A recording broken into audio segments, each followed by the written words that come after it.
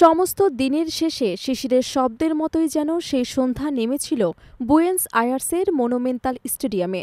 আকাশে নামছিল আলো অন্ধকারের খেলা, আর মাঠে দাঁড়িয়েছিলেন লিওনেল মেসি। ফুটবল ইতিহাসের এক অনন্য মুহূর্তের সাক্ষী হতে হাজির ছিলেন প্রায় ৮০,০০০ দর্শক। সেদিন রাতটা ছিল অন্যরকম।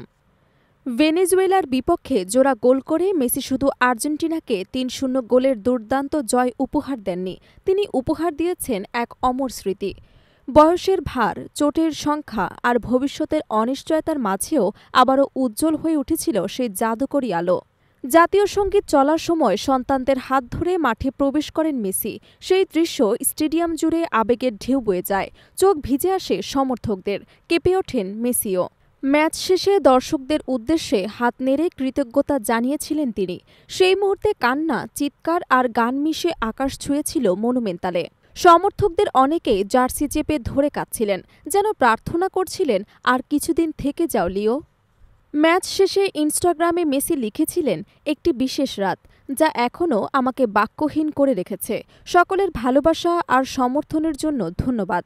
ভবিষ্যতে কি হবে তা ঈশ্বরই ভালো জানেন। কয়েক ঘন্টার মধ্যেই সেই পোস্টের লাইক পড়ে ১ কোটিরও বেশি। সামাজিক মাধ্যমে নেমে আসে মন্তব্যের বন্যা। একটাই প্রশ্ন, এটাই কি তবে মেসির শেষ? মেসির স্ত্রী আন্তর্না রোকোজ্জো লিখেছিলেন আবেগঘন বার্তা, তোমার জন্য গর্বিত। প্রতিটি পদক্ষেপ, প্রতিটি অর্জনে তুমি যে ভালোবাসা এবং কঠোর পরিশ্রম ঢেলেছ, আমরা তার সাক্ষী। তোমার পাশে থাকতে পেরে আমরা সৌভাগ্যবান। আমরা তোমাকে ভালোবাসি মেসি। এই বার্তাও আলোচনা নতুন মাত্রা যোগ করে। ভেনেজুয়েলার বিপক্ষে দুর্দান্ত পারফরমেন্সের পর সংবাদ মাধ্যমে মেসি বলেন, ৩৯ বছর বয়সে বিশ্বকাপে খেলা তার জন্য কঠিন হতে পারে। সিদ্ধান্ত নেওয়া ক্রমে কঠিন হয়ে যাচ্ছে।